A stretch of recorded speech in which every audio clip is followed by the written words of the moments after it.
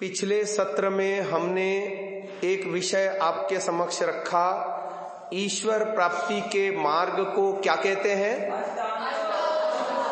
अष्टांग योग में योग के कितने अंग बताए गए? व्यवहार जीवन में पालन करने योग्य अंगों को क्या कहते हैं?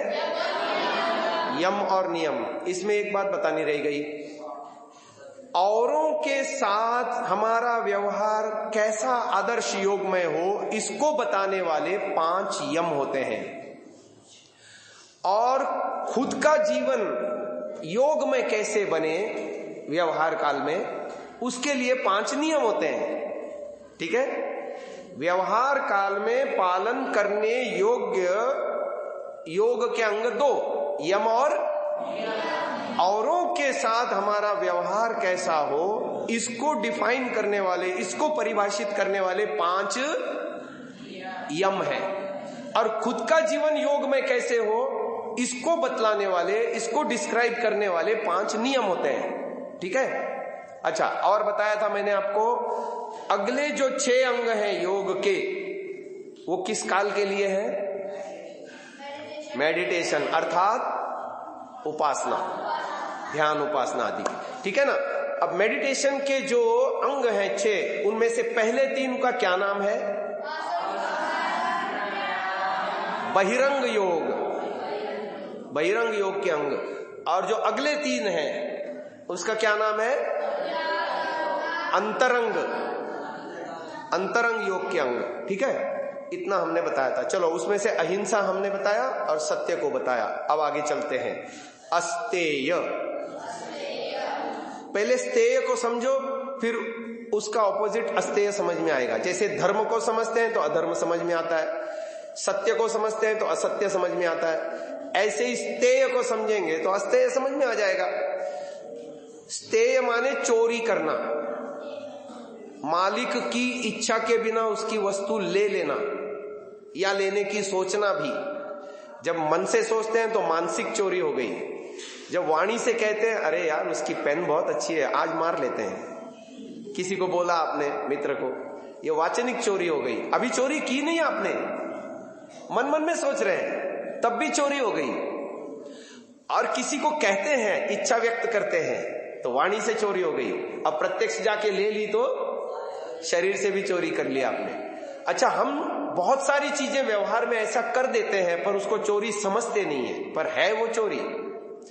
उससे 2 बातें होती है, एक तो हमारे संस्कार बिगड़ते हैं। मैंने आपको बताया क्या? नहीं, बोल, बेटियों के क्लास में बताया था, आपको शायद नहीं बताया। संस्कार किसे कहते हैं मालूम?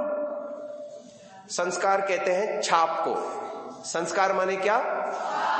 आपने स्टैंप पैड वगैरह देखा होगा, स्टैंप होते हैं, उसको स्टैंप पैड में स्याही होती है, गीला होता है वो स्याही से, वो स्टैंप उसमें लगाते हैं और उसको फिर कागज पे ऐसे मारते हैं ठप्पा, तो उस कागज पे क्या आता है? वो स्टैंप के ऊपर जो भी आकृति होगी या जो भी लिखावट होगी वो सारा कागज पे। ऐसे ही जब भी हम ज्ञानेंद्रियों से, कर्मेंद्रियों से, बाह्य जगत से जुड़ते हैं और जो भी करते हैं अच्छा या बुरा, उसकी एक छाप हमारे अंदर पड़ती है। उस छाप का नाम है संस्कार। क्या नाम है?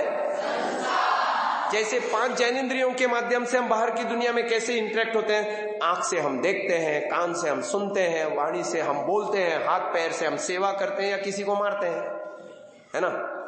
जब हाथ से सेवा करते हैं या दान देते हैं या किसी की मदद करते हैं, उसका तो अच्छी छाप पड़ेगी और उसका नाम है सुसंस्कार। और जब इन्हीं हाथों से किसी का सामान चुराएंगे या किसी को तकलीफ देंगे, मारेंगे या और कुछ करेंगे, है ना, शरारती पना करेंगे, तो उसका भी एक छाप पड़ती है। उस छाप को कहेंगे हाँ, कुसंस्कार। तो अच्छे बुरे संस्कार, अच्छी बुरी छाप हमारे अंदर पड़ती है और ये सूक्ष्म शरीर पे भी पड़ती है, स्थूल शरीर पे भी पड़ती है। वो अगला विषय है, आगे जब आएगा तो अब आपको बताऊंगा, विस्तार से बताऊंगा। अभी इतना समझो, अच्छे संस्कार भी पड़ते हैं और पड़ते हैं। तो स्तेय माने चोरी। हम सोचते हैं केवल दूसरे की वस्तु चुरा लेना ही चोरी है, किसी के घर में डाका डालना ही चोरी है। नहीं, दूसरे की वस्तु को लेने की इच्छा करना भी चोरी है। वो सूक्ष्म चोरी है जिसको हम चोरी समझते ही नहीं। अच्छा चलो अभी देखो चोरी है कैसे पता चला, उसका एक पैरामीटर है पहचानने का। क्या मेरी वस्तु मेरे इजाजत के बिना कोई प्रयोग करे तो मुझे अच्छा लगता है या बुरा? हाँ, तो मुझे भी ऐसा नहीं करना चाहिए, है ना। हम बस में या रिक्शा में ऑटो आदि में यात्रा करते हैं, किराया हो गया 9 रुपया, 1 रुपया कंडक्टर को वापस देना चाहिए ना। अब वो बहाना बनाता है, छुट्टे नहीं है। कल्पना करो उसने बोल दिया, पर हो सकता है उसके जेब में हो ना, और वो झूठ भी तो बोल सकता है, और हमको पता चला कि इसके पास पैसे हैं और ये दे नहीं रहा। 1 रुपया जाने का भी हमको गम होता है या नहीं होता? होता है ना। और अपनी खुशी से भले ही हम किसी को 10 रुपया भी क्यों ना दे, किसी भिखारी को या किसी असहाय को, अपंग को हम 10 रुपया भी दे, हमको दुख नहीं होता। लेकिन हमारी इच्छा के बिना कोई हमसे 1 रुपया भी छीनने की कोशिश करता है या नहीं देता है ना। या दुकान में जाते हैं, कोई सौदा लेते हैं, 5 रुपया दिया, 4 रुपये का सौदा था, वो 1 रुपये की चॉकलेट थमा देता है। क्या हम उससे चाहते थे चॉकलेट लेना? हम क्या चाहते थे? पैसे लेना। पर उसने हमारी इच्छा के विरुद्ध हमको चॉकलेट थमा दी, अब हम दुखी हो रहे हैं। ये चोरी है। और वो दुकानदार उसको चोरी नहीं मानता, पहले से चॉकलेट तैयार रखता है। क्या अब ये कैसे पता चला ये चोरी है दुकानदार की? अगली बार उसके दिए हुए चॉकलेट एक चॉकलेट 10 दिन तक इकट्ठा करो, और अगले दिन जब आप बिस्कुट का पुड़ा लेने के लिए जाओ 10 रुपए वाला, 10 चॉकलेट उसको दो और बोलो मुझे 1 बिस्कुट दो, लेगा वो? इसलिए वो चोरी है। समझ में आई बात? बहुत सारी क्रियाएं हम दिन में करते हैं।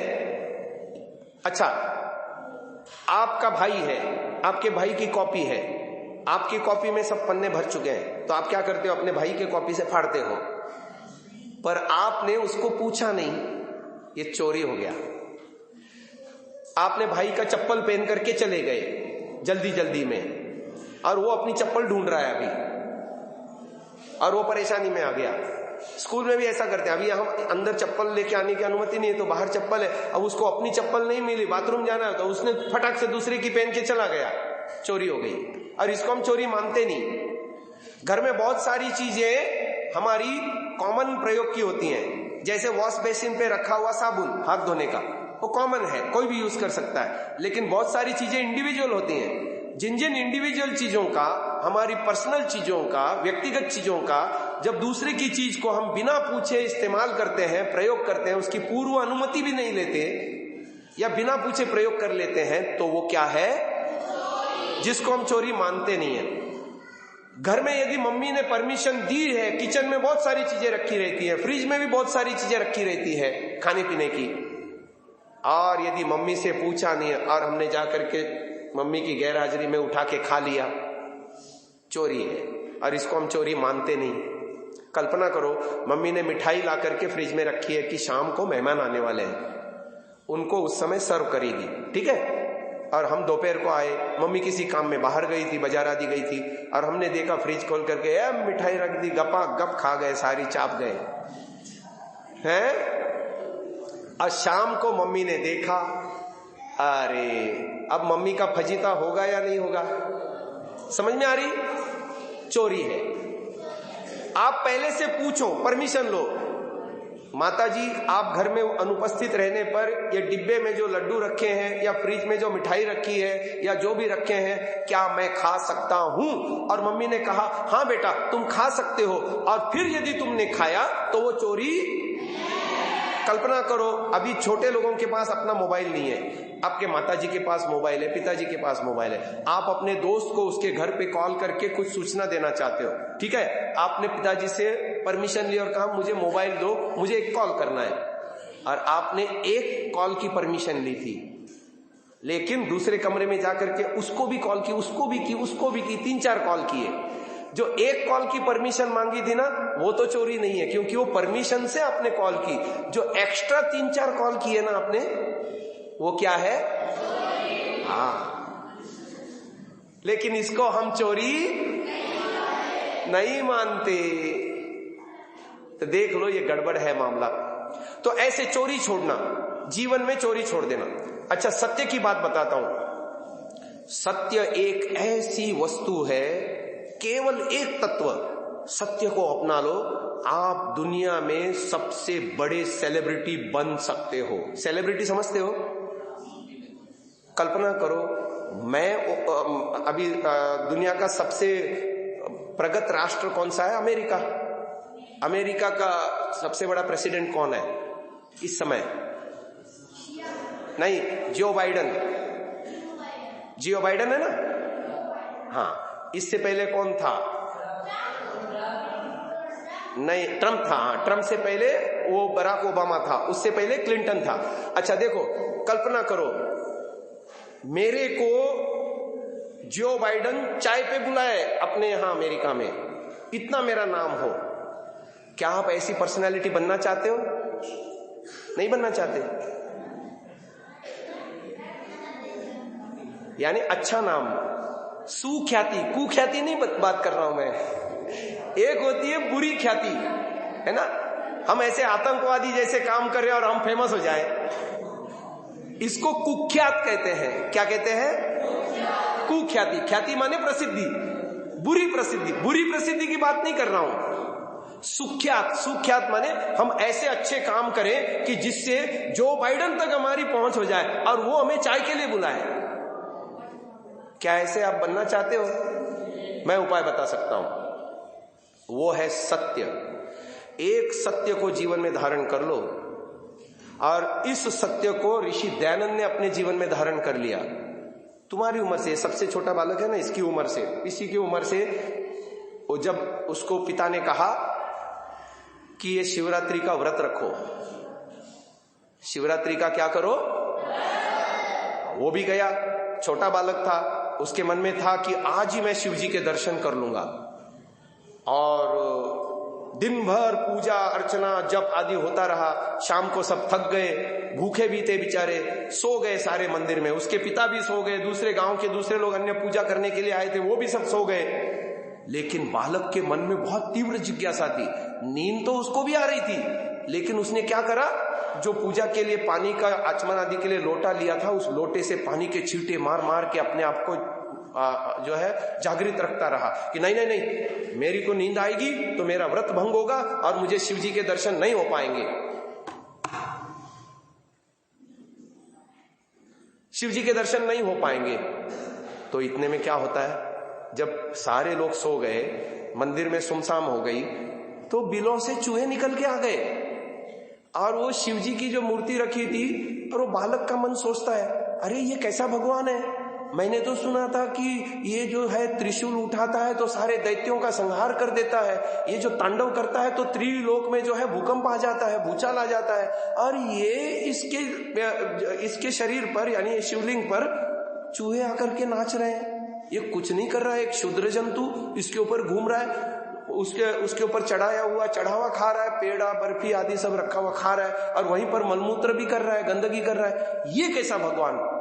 पिता को उठाता है, पिताजी देखो अनर्थ हो गया। क्या हो गया? बोले ये भगवान से डरता नहीं चूहा, और ये चूहे से भगवान डर गया। ये देखो उसको जो है कुछ नहीं करता, भगाता नहीं। ये सत्य। पिताजी ने कहा, बेटा ये असली शिव नहीं है, ये उसका प्रतीक बना करके हम पूजा कर रहे हैं। असली शिव तो कैलाश में है कहीं, हम तो इसका प्रतीक बना करके पूजा कर रहे हैं। अच्छा, ये असली शिव नहीं है, ये नकली शिव की मैं क्यों पूजा करूं? उसी समय रात को 3-4 बजे का समय अपना व्रत तोड़ देता है, घर में जाके मम्मी को बोलता है खाना दे, मुझे भूख लगी है। नकली शिव को मैं नहीं पूजूंगा, आगे जाकर के वो असली शिव को। तो बचपन से ही उसने सत्य को ग्रहण किया, असत्य को वहीं छोड़ दिया, और ये जीवन आर्य समाज बनाया। तो आर्य समाज का चौथा नियम यहां कहीं लिखे हैं क्या? आर्य समाज का चौथा नियम उन्होंने बनाया, बोलो, सत्य को ग्रहण करने, असत्य को छोड़ने में सर्वदा उद्यत रहना चाहिए। और इसी एक नियम ने उनका पूरा जीवन हम देखते हैं, उन्होंने कभी असत्य से समझौता नहीं किया, सत्य को पकड़े रखा। और पता है, अपने समय में ऋषि दयानंद वर्ल्ड सेलिब्रिटी थे। दुनिया का कोई भी आदमी उनको डिबेट में हरा नहीं सका। क्या ईसाई, क्या मुस्लिम, क्या जैन, क्या बौद्ध, क्या सिख, क्या विदेशी, क्या देशी, कोई नहीं हरा सका पूरे जीवन में। और बड़े से बड़े लोग विदेशों में, मैक्स मुलर आदि लोगों ने वेदों के गलत इंटरप्रिटेशन करके भाष्य किए थे, उनको भी अपनी माइंडसेट बदलना पड़ा। जिस मैक्स मुलर ने ये लिखा वेद तो गडरियों के गीत हैं, बेकार की बातें हैं, उसमें कुछ भी ज्ञान विज्ञान की बातें नहीं है। जब ऋषि दयानंद का उन्होंने साहित्य पढ़ा, क्योंकि ऋषि दयानंद के जीवन में सत्य का बल था, तो उसको भी अपना माइंडसेट बदलना पड़ा और उसको एक पुस्तक लिखनी पड़ी। पुस्तक का नाम है India what it can teach us.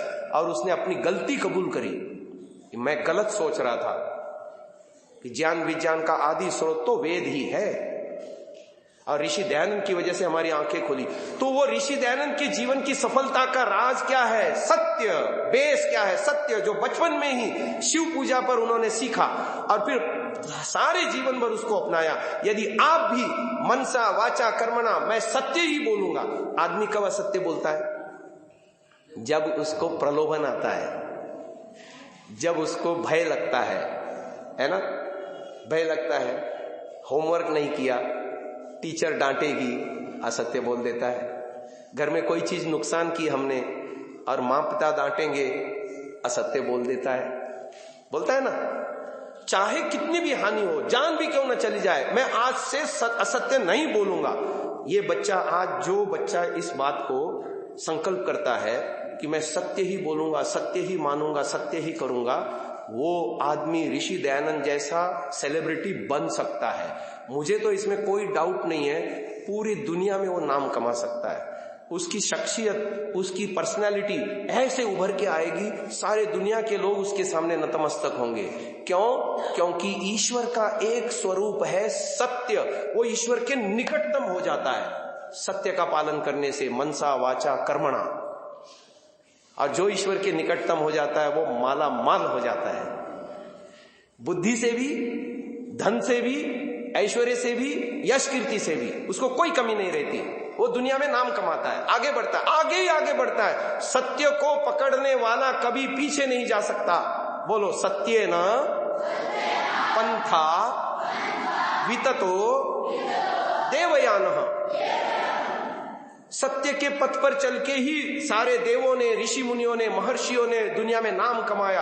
आज कितने वर्ष हो गए, है ना, सदियां बीत गई, उन ऋषियों का नाम है। जब तक सूरज चांद रहेगा इन लोगों का नाम रहेगा, महापुरुषों का, ऋषि मुनियों का। क्यों? क्योंकि उन्होंने सत्य के मार्ग को पकड़ा। और जो सत्य के मार्ग को पकड़ेगा वो वर्ल्ड फेमस होगा, सुख्यात होगा, सेलिब्रिटी बनेगा 100%। मुझे तो कोई शक नहीं है, मैंने भी पकड़ रखा है सत्य को।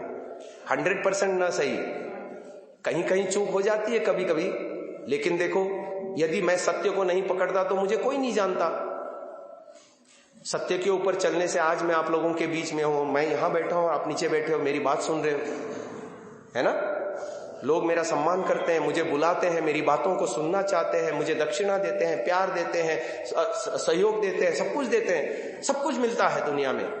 व्यक्ति केवल एक सत्य को पकड़ ले, अहिंसा को जीवन में सिद्ध कर ले, वो ईश्वर को प्राप्त करने की योग्यता उसके अंदर आ जाती है। वो ईश्वर से ऐसे डायरेक्ट बात कर सकता है, जैसे मैं आपसे बात कर रहा हूं, आप मुझसे बात कर रहे हैं। जब भी आंख बंद करके बैठेगा, सीधा ईश्वर से उसका कांटेक्ट हो जाएगा। ये यम नियम कितने सुंदर हैं, देख लो। सत्य का पालन करने से जो वो चाहता है जीवन में, उसकी उस उपलब्धि को हासिल कर सकता है। ऐसे ही अस्तेय माने चोरी, चोरी जब छोड़ देता है तो बढ़िया से बढ़िया ऐश्वर्यों की प्राप्ति उसको हो जाती है जीवन में। उसके जीवन में कभी कोई कमी नहीं रहती। और चौथा क्या है? यम, बोलो, ब्रह्मचर्य। अच्छा, ब्रह्मचर्य का सीधा संबंध है वीर्य रक्षा से। मैंने आपको कल स्थूल शरीर के विषय में बताया था क्या? रस, रक्त, मांस, मेद, अस्थि, मज्जा, शुक्र बताया था? नहीं बताया। अच्छा, वो कन्याओं की कक्षा में बताया था। चलो अभी बता देते हैं। हमारा जो अस्तित्व है वो 3 लेयर में विभक्त है। बोलिए, स्थूल, सूक्ष्म, कारण। सूक्ष्म और कारण को बाद में समझाएंगे, अभी केवल स्थूल को समझाते हैं। ये जो हमारा आउटर लेयर है, मरने के बाद जो शव रूप में बचता है, या जिसकी फोटो खींच सकती है, या जिसकी वीडियो बन सकती है, या जिसके अंदर के कंपोनेंट का हम एक्सरे द्वारा आकलन कर सकते हैं, इसको कहते हैं स्थूल शरीर। क्या कहते हैं? आयुर्वेद कहता है ये 7 पार्ट में विभक्त है, एक के बाद एक, एक के बाद एक। लिखो, रस, लिखो लिखो, स्थूल शरीर के 7 धातु हैं, रस, रक्त,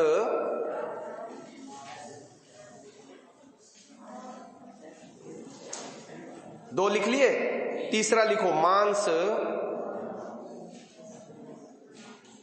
चौथा लिखो मेद। ये सारे संस्कृत वर्ड हैं, इसके हिंदी भी बताऊंगा मैं आपको, इंग्लिश में भी बताऊंगा। रस, रक्त, मांस, मेद, 4 हो गए। 5वां लिखो अस्थि, हाँ। अगला लिखो मज्जा, और अंतिम लिखो शुक्र। कितने हो गए? 8 हो गए ना? 7 हो गए। कौन सा छूट गया? देखो, पहला है रस, दूसरा है रक्त, तीसरा है मांस, चौथा है मेद, 5वां है अस्थि, हाँ, 7वां है मज्जा। नहीं, रस, रक्त, मांस, मेद, नहीं रुको, रस, रक्त, मांस, मेद, अस्थि, मज्जा और शुक्र, 7 ही है। ठीक तो बोला? हो गया शुक्र। अब शुक्र के 2 भाग हैं। शुक्र के महिलाओं में उसको रज कहते हैं, पुरुषों में उसको वीर्य कहते हैं। फॉर फीमेल रज एंड फॉर मेल वीर्य। और ये वीर्य हमारे शरीर की सबसे मूल्यवान धातु है। ये धातु, ये ब्रह्मचर्य अवस्था में शरीर में संरक्षित करनी होती है।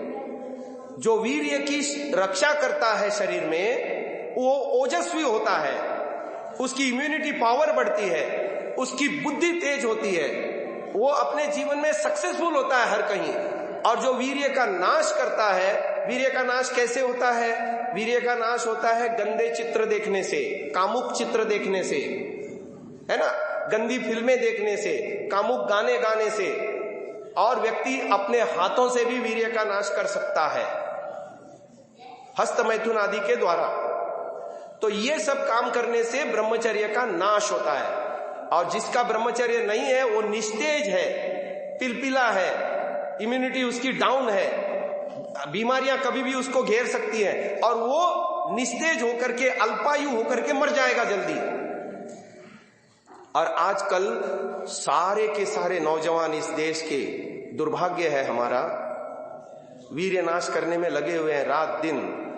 गंदी पिक्चरें देखते हैं, गंदे गाने सुनते हैं, कामुक दृश्यों को देखते हैं, और इतने गंदे गंदे, इंटरनेट पर बहुत सारे गंदे गंदे चित्र हैं, फिल्में हैं, उनको देख देख करके अपने ब्रह्मचर्य का खुद ही नाश करते हैं और अपने मृत्यु को चुनते हैं, अल्पायु को चुनते हैं, निस्तेज पिलपिले होकर घूम रहे हैं। चेहरे पे कोई तेज नहीं है, ओज नहीं है, और जीवन में कोई रस नहीं है जिसके जीवन में। ऐसे ब्रह्मचारी थे दयानंद, उनकी ब्रह्मचर्य की घटना सुनाता हूं मैं आपको, 2-3 घटनाएं सुनाता हूं। सांड के अंदर कितनी ताकत होती है? अब देखो, 2 सांड लड़ रहे हैं, 2 सांड लड़ रहे हैं। ऋषि दयानंद ने एक सांड के सींग को ऐसे पकड़ा, दूसरे को ऐसे पकड़ा और दोनों को अलग कर दिया। कितनी ताकत होगी, है ना? अब आप देखो, एक बार ऐसे ही प्रवचन कर रहे थे और ब्रह्मचर्य की महिमा समझा रहे थे, तो ठाकुर विक्रम सिंह जी उस प्रवचन में सुन रहे थे। तो उन्होंने कहा, आपको देख करके तो ब्रह्मचर्य का ऐसा तेज तो पता नहीं चलता, आप तो आदित्य ब्रह्मचारी हो। उस समय ऋषि दयानंद कुछ नहीं बोले। जब सभा समाप्त हो गई और वो जो राजा आया था विक्रम सिंह, वो अपनी घोड़े की बग्घी में बैठ करके जब जाने लगा, तो उसका जो सारथी था वो घोड़ों को चाबुक पे चाबुक मार रहा है। घोड़े भी बेचारे पैर उठा करके आगे बढ़ना चाह रहे हैं, लेकिन 1 इंच भी घोड़ा गाड़ी आगे नहीं बढ़ी। क्यों ऐसा हो रहा है? उसने पीछे मुड़ के देखा तो दयानंद ने एक हाथ से गाड़ी को पकड़ रखा था। 2 बैल, एक बैलगाड़ी रास्ते में जा रही थी, कीचड़ में फंस गई, और वो बेचारे बैल, 2 बैल उस गाड़ी को खींचने में असमर्थ थे। ऋषि दयानंद ने अकेले ने पहिए को, चक्के को घुमा करके उस गाड़ी को बाहर निकाला। जो 2 बैल फंसी हुई गाड़ी को नहीं निकाल पा रहे थे, इनके अंदर इतना ब्रह्मचर्य का बल था कि उन्होंने अकेले उसको निकाल के किया। और घटना सुनाता हूं आपको। एक बार एक पहलवान को बड़ा गर्व हो रहा था कि मैं बहुत बलवान हूं। ऋषि दयानंद उन दिनों में शरीर पर और वस्त्र नहीं पहनते थे, केवल कौपीन पहनते थे, लंगोट जिसे कहते हैं ना, वही पहनते थे। तो उन्होंने अपना स्नान करके धोया हुआ लंगोट जो है ना, ऐसे केवल ऐसे प्रेस किया और उसके अंदर से सारा पानी निचोड़ दिया। उसने कहा अब तू ले ले, इसमें से एक बूंद पानी निकाल के बता। नहीं निकला पानी, कहां से निकालता। और घटना सुनो, उनके अंदर इतना तेज था ब्रह्मचर्य का। एक बार जब वो, क्योंकि ऋषि दयानंद जब प्रचार में थे तो पाखंड का खंडन करते थे, रूढ़िवाद का खंडन करते थे, अंधश्रद्धाओं का खंडन करते थे, बुरी बुरी प्रथाओं का खंडन करते थे और समाज को सत्य ज्ञान देते थे। और जो ये पाखंड में फंसे हुए लोग थे ना, उनको बड़ी चीड़ होती थी, वो ऋषि दयानंद को मारना चाहते थे। उन्होंने 2 पहलवानों को भेजा। 2 पहलवान आए। उन्होंने क्या करा कि ऋषि दयानंद को नदी में डुबा करके मार देंगे। अब इसने क्या करा मालूम? हाँ, दयानंद जी ने उसको, एक पहलवान को तो इस आंख में एक हाथ दबाया और दूसरे आंख में दूसरे पहलवान को दबाया और खुद जाके नदी में बैठ गए। अब वो तो योगाभ्यास करते थे, प्राणायाम करते थे, प्राणायाम की ताकत थी उनमें, प्राण धारण करने की। वो थोड़ी प्राणायाम करते थे पहलवान, वो छटपटाने लगे बेचारे, दम घुट करके मरने की स्थिति आ गई। दयानंद तो दयानंद थे ना, दया और आनंद का संगम थे, छोड़ दिया बेचारों को। तो कहने का तात्पर्य यह है कि उनके अंदर इतना बल, इतना पौरुष, इतनी निर्भीकता कहां से आई? ये ब्रह्मचर्य के पालन से आई। आप भी यदि ब्रह्मचर्य का पालन, ब्रह्मचर्य को खंडित करने वाले डॉक्टर्स हैं आजकल, कहते हैं वीर्य नाश करने से, स्वप्न दोष होने से या हस्तमैथुन करने से कोई बुरा नहीं होता। ये डॉक्टर लोग बता रहे हैं, चिकित्सक लोग बता रहे हैं, आए दिन उसके पेपरों में भी आता है, ऐसे वीडियोस बना बना करके वो लोग डाल रहे हैं। उनके झांसे में मत आना। ब्रह्मचर्य का पालन करना, ब्रह्मचर्य की रक्षा करना। ब्रह्मचर्य का नाश उसका होता है जो गंदी फिल्में देखता है, गंदे गाने सुनता है, गंदे लोगों के साथ, कामुक लोगों के साथ संबंध रखता है और ऐसी ऐसी बातें सोचता रहता है। उसका स्वप्न दोष आदि के माध्यम से या हस्तमैथुन आदि के माध्यम से वो वीर्य का नाश करता है। ऐसा आदमी निस्तेज है, बेकार है, धरती पर बोझ है, अच्छा आदमी नहीं है वो। और जो ब्रह्मचर्य की रक्षा करता है वो आने वाला जीवन उसका बहुत अच्छा होगा। अब देखो, मेरी आयु इस समय 60 वर्ष की है। कितने वर्ष की है? मैं चैलेंज के साथ कहता हूं, आप जितने यहां बैठे हो, आपके पापा से भी मेरी उम्र ज्यादा है। बोलो हाँ या ना? लेकिन मैं आपके पापा से यंग दिखता हूं, हाँ या ना? ना, आपके पापा मेरे से यंग दिखते हैं? ओके, चलो धन्यवाद। तो वो भी ब्रह्मचर्य का पालन करते हैं, इसका मतलब ये है। अच्छा सुनो, इधर ध्यान दो। ये ब्रह्मचर्य की ताकत है। व्यक्ति के चेहरे पे ओज होता है, वाणी में ओज होता है, दिमाग उसका बहुत पवित्र होता है और वो व्यक्ति इंटेलेक्चुअल बनकर के समाज में उतरता है। ऐसा व्यक्ति जहां खड़ा होता है, लाइन उसके पीछे से शुरू होती है ना? ये ब्रह्मचर्य का प्रताप था। जो पितामह भीष्म जो थे ना, उन्होंने कहा था, अर्जुन ने जब उसको जर्जर कर दिया बाणों को मार करके, जीने लायक नहीं बचे, तो उसने कहा नहीं, मैं अभी प्राण नहीं छोड़ूंगा, अभी है दक्षिणायन चल रहा है, जब उत्तरायण आएगा तो मैं प्राण छोड़ूंगा। अर्जुन को कहा तू मुझे शरशैया बना करके दे, यानी बाणों का बेड बना करके दे, और बाणों के बेड के ऊपर मैं लेटूंगा और फिर वहीं पर अपने प्राणों को बचाए रखूंगा। और जब उत्तरायण आएगा, ऐसी मान्यता है कि उत्तरायण में प्राण त्यागने से सद्गति होती है, तो कहा मैं सद्गति के लिए अपने प्राण को रोक के रखूंगा। यमराज को भी पीछे ढकेल दिया। ये है ब्रह्मचर्य की ताकत। ब्रह्मचर्य के बल से हनुमान जी आदित्य ब्रह्मचारी थे, जैसे ऋषि दयानंद ब्रह्मचर्य के बल से कितने बड़े बड़े काम किए उसने। ऐसे ही हम भी, ऋषि दयानंद ने पीछे से शास्त्रों का उदाहरण देकर के लिखा, जो व्यक्ति जन्म से लेके मृत्यु पर्यंत ब्रह्मचारी रहता है, दुनिया में ऐसी कोई उपलब्धि नहीं है कि वो प्राप्त न कर सके। यानी वो जो चाहेगा वो बन सकेगा, जैसा चाहेगा वैसा, जो उपलब्धि चाहेगा वो प्राप्त कर सकेगा।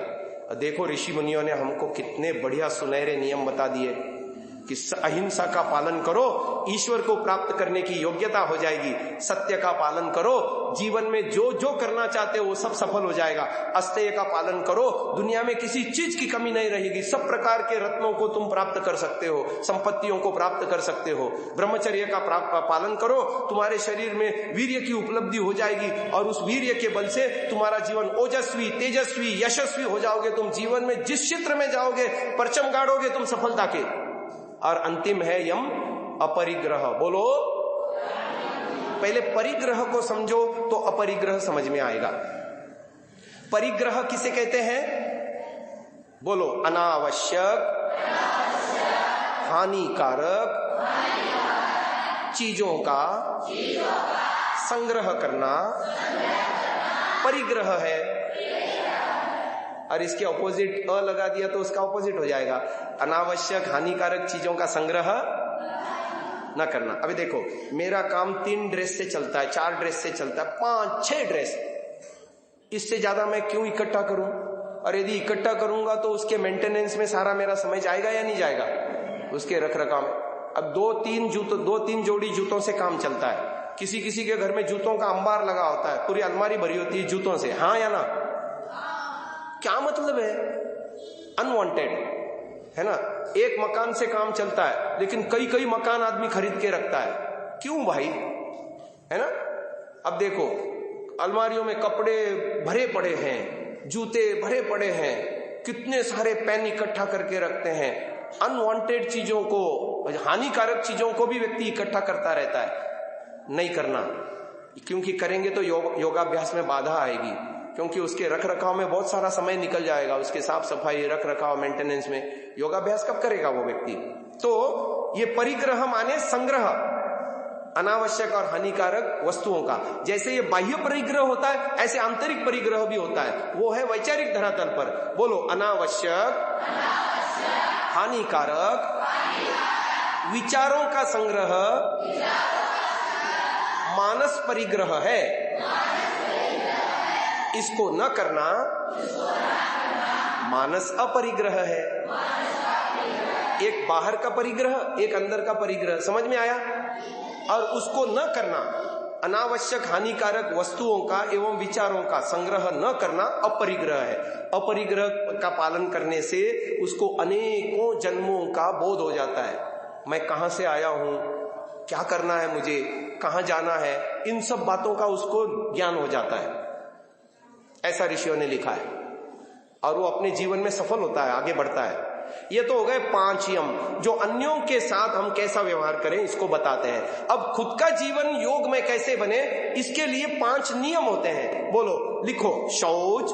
नियम 5 होते हैं। पहला नियम शौच, शौच नहीं, शौच, हाँ, तालव्य शौच। अगला लिखो संतोष, संतोष। तीसरा लिखो तप,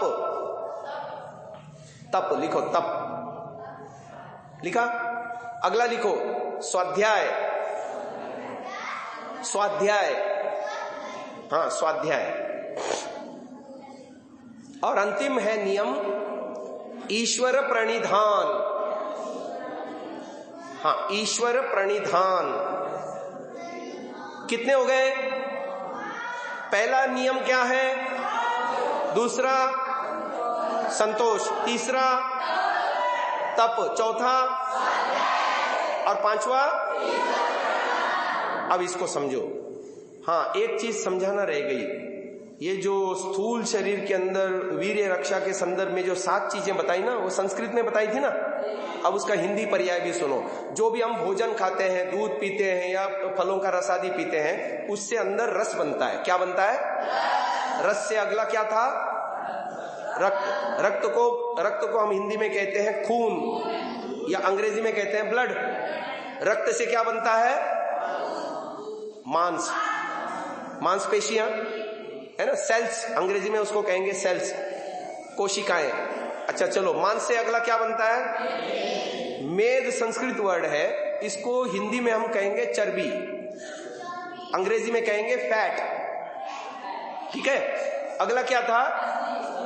अस्थि, संस्कृत में कहते हैं हड्डियों को, अंग्रेजी में कहेंगे उसको bone, bone, bone, BONE, bone.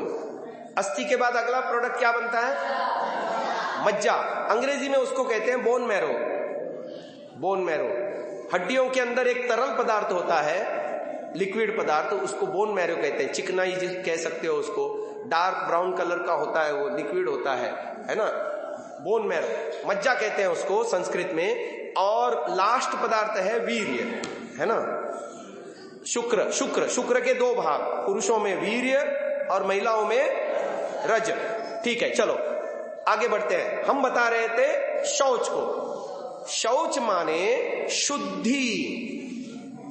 शुद्धि तीन प्रकार की, एक बाह्य शुद्धि, एक अंतर की शुद्धि और एक अर्जन की शुद्धि। अर्जन माने कमाई, इनकम, हाँ इनकम, पैसा कमाना। बाहर की शुद्धि कैसे करते हैं हम? झाड़ू लगा करके, पोछा लगा करके, भवन को कलर करके और अन्य स्नान करके, ब्रश करके, शौच आदि जाते हैं तो हाथ धो करके, ये सब बाह्य शुद्धि है। और आंतरिक शुद्धि कैसे करते हैं? अंदर की शुद्धि करते हैं, सत्य के पालन से मन शुद्ध होता है। बोलो, विद्या का अर्जन करने से आत्मा और बुद्धि पवित्र होती है, हैं? बोलो, अद्भिर गात्राणि शुद्ध्यन्ति मनः सत्येन शुद्ध्यति विद्या तपोभ्याम भूतात्मा बुद्धिर्ज्ञानेन शुद्ध्यति। ये शुद्धि के प्रकार बताए। तो आंतरिक शुद्धि हो गया विद्या को पढ़ने से, सत्य ज्ञान को प्राप्त करने से, ईश्वर की उपासना करने से, आत्मनिरीक्षण करने से, सत्य को ग्रहण करने से, असत्य को त्यागने से अंदर की शुद्धि होती है। आया समझ में? तीसरा है अर्जन की शुद्धि। हमारे घर में अन्याय का धन नहीं आना चाहिए, चोरी का धन नहीं आना चाहिए, टैक्स को चुरा करके हम धन न कमाएं, गवर्नमेंट को उल्लू बना करके पैसा न कमाएं, दूसरे का हक छीन करके हम पैसा न कमाएं, ईमानदारी से मेहनत की, पसीने की एक रोटी मिले उसी में समाधान करें। जो बच्चे अपने पापा को जिद करते हैं कि पड़ोसी के पास कार है, उसके पास फ्रिज है, उसके पास टीवी है, उसके पास मोटरसाइकिल है, ये है, हमारे घर में भी होना चाहिए, फिर आप कैसे भी तरह से पैसा कमा के लाओ, वो बच्चे अच्छे बच्चे नहीं हैं। वो बच्चे अच्छे हैं जो अपने पापा को ये कहते हैं, पापा इस दीपावली पे आप हमको भले ही नई ड्रेस मत लेके देना, मेरे पास ऑलरेडी 4 ड्रेसेस हैं और वो नई जैसी ही है, पर आप चोरी करके घर में पैसा मत लाना। वो बच्चे अच्छे हैं। समझ में आ रही बात? ये शौच माने शुद्धि। बाह्य शुद्धि भी होनी चाहिए, आंतरिक शुद्धि भी होनी चाहिए। लेकिन गड़बड़ कहां करते हैं हम? बाह्य शुद्धि के लिए हम बहुत कॉन्शियस हैं, हमको कपड़े भी शुद्ध चाहिए, स्थान भी शुद्ध चाहिए, खाने पीने के बर्तन भी जब हर बार खाते हैं तो धोते हैं अच्छी तरह से, है ना? ऐसा तो नहीं करते ना, सुबह नाश्ता किया, अभी तो दोपहर को फिर भोजन करना है, नहीं धोते हैं, उसी में भोजन कर लेंगे। करते हो क्या ऐसा? नहीं करते। बाहरी शुद्धि के लिए हम कितना सावधान रहते हैं। शौचालय शुद्ध चाहिए, किचन शुद्ध चाहिए, बेडरूम शुद्ध चाहिए, ड्राइंग रूम शुद्ध चाहिए, हर कहीं शुद्धि चाहिए, बिस्तर शुद्ध चाहिए, पर्दे शुद्ध चाहिए, सब कुछ। लेकिन आदमी प्रयास करके अपने अंतस को रोज गंदा कर रहा है, पैसा खर्च करके गंदा कर रहा है, समय लगा करके गंदा कर रहा है। कैसे गंदा कर रहा है बताऊं? बोलो, GIGO। इसका मतलब है गार्बेज इन, गार्बेज आउट। गार्बेज किसको कहते हैं अंग्रेजी में? कूड़ा, कचरा। अच्छा, ईश्वर ने क्या कहा वेद में? बोलो, भद्रम कर्णेभिः शृणुयाम भद्रम पश्येम अक्षभिः। इसका मीनिंग ये है, बोलो, कानों से हम भद्र सुने, आंखों से हम भद्र देखें, वाणी से हम भद्र बोले, हाथों से अच्छे कर्म करें। आज का आदमी क्या कर रहा है? आंख और कान से, यानी ऑडियो और वीडियो से कान से सुनना ऑडियो श्रव्य, और आंख से देखना श्रव्य और दृश्य दोनों। इसके माध्यम से आदमी कचरा ही कचरा अंदर भर रहा है। जो टेलीविजन में आता है, जो क्या नाम फिल्मों में आता है, जो सीरियलों में आता है, उसमें कितना प्रतिशत कूड़ा होता है और कितना प्रतिशत अच्छाई होती है, मेरे को बताओ आप। अरे प्रश्न नहीं समझ में आया, चुप क्यों हो गए?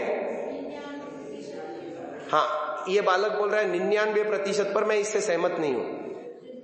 पूरा का पूरा कूड़ा ही कूड़ा नहीं होता। हाँ, आप लोगों का क्या है अभिमत? हाथ खड़ा करो, एक एक को पूछता हूं। हाँ, पीछे किसने? हाँ बोलो, आप बोलो।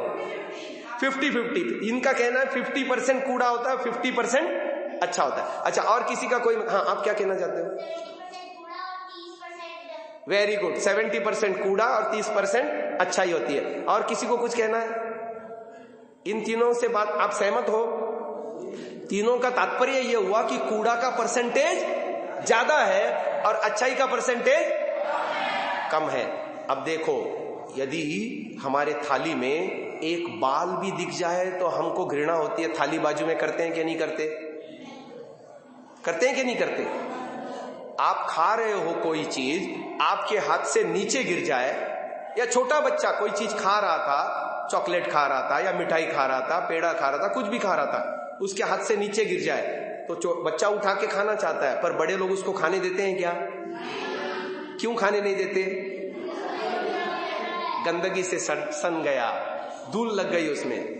जब इतने सावधान रहते हो बाहरी जीवन में, आंतरिक जीवन को क्यों कूड़े से भरते हो? अच्छा, उस आदमी को क्या कहोगे जो आदमी 2 पॉलीथीन लेकर के घर से निकला? क्या करके घर से निकला?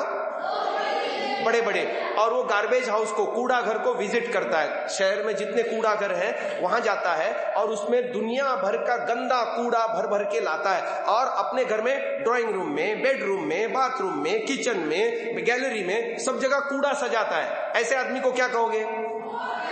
पागल कहोगे ना? पागल कहेंगे ना? यही तो पागलपन हम भी तो कर रहे हैं दिन रात।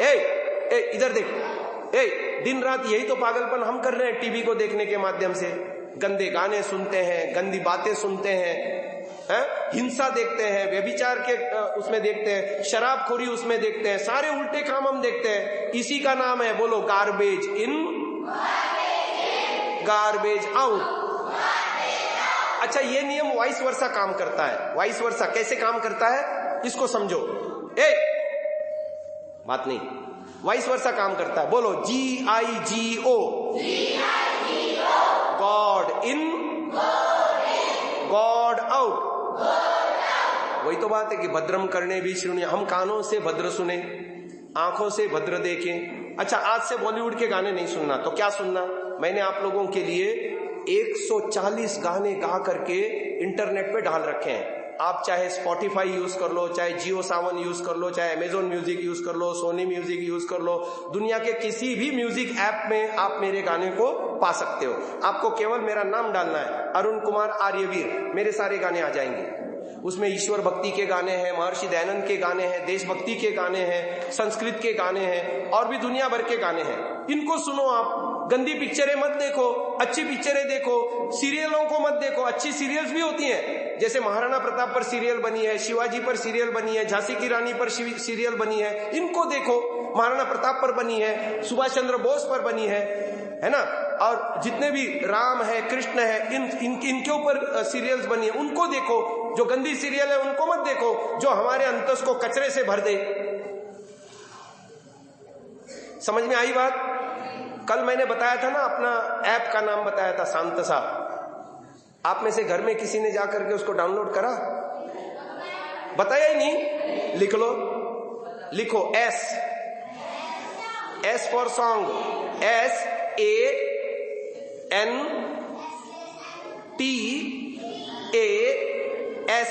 शांतसा, SANTASA मेरे ऐप का नाम है।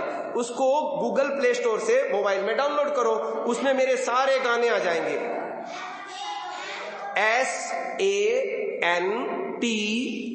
SANTASA, शांतसा।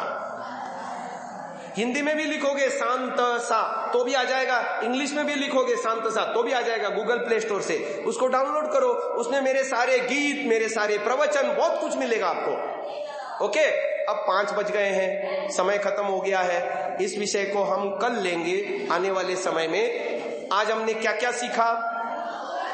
बैठो नीचे। योग के कितने अंग हैं? कौन कौन से?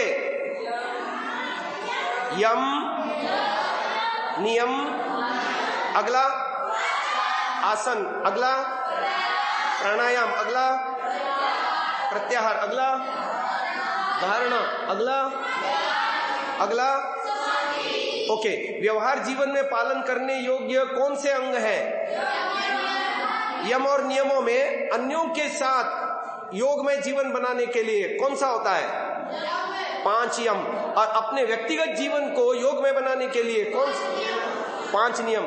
यम कौन कौन से हैं? पहला यम अहिंसा, दूसरा, तीसरा, चौथा और 5वां अपरिग्रह।